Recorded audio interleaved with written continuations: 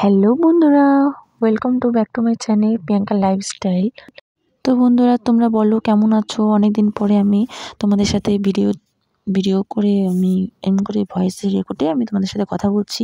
So বন্ধুরা দেখো, আমি এখানে নিজের ঘরটর গুছানোর জন্য আমি চলে এসেছি। সুন্দর করে ঘরটা অনেকদিন ধরে ভাবতেছিলাম, মাথাটাও পুরো ব্যথা করতেছিল, ঘরটরগুলো পুরো ওলপাল হয়ে গেছিলো।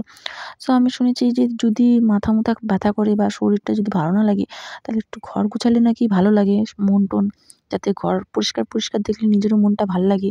কারণ সারাদিন কাজকর্ম করে এসে বাড়ির ঘরটা যদি নোংরা থাকে না, তা আমার বড়োরও অনেক মাথা মুথা খারাপ হয়ে যায়। যদি ঘরটা গোছানো থাকে তাহলে আমার বড় বলে যে না, যাক্কা ঘরটা সুন্দর লাগছে। সো বন্ধুরা দেখো, এখানে কাপড় চোপড় অনেক ঢিপ হয়ে গেছিলো, অনেক ওলপাল হয়ে গেছিলো। তার জন্য আমি সুন্দর করে গোছগাছ করে আমি রেখে দিলাম। কারণ যেগুলা কাপড় গরমে, এখন তো ঠান্ডা বলতে গেলে নাই, অনেকটাই কমে গেছে। শিলিগুড়িতে ঠান্ডা বলতে গেলে নাই। রাত্রেবেলা করে খালি একটু হাওয়া হাওয়া আসে, ব্যাস ওইটুকুর জন্যই। আর মোটা মোটা যে ঠান্ডা যখন কয়দিন পড়েছিল পুরা ঠান্ডা, তার জন্য ওই যে মোটা মোটা কাপড় চোপড়, সোয়েটার মুটার আমার বরের আমার বের করেছিলাম। এখন ওগুলা কী করব, সব যে মোটা মোটা কাপড় চোপড় আছে ওগুলা সব আমি ভিতরে বাক্সের মধ্যে ঢুকাই দেবো। আর যেগুলা ছোটো মোটো পাতলা পুতলা হালকা সোয়েটার মুইটার বা যেগুলা দরকারি কাপড় চোপড়, সেগুলো আমি উপরে রাখলাম চেয়ারের মধ্যে।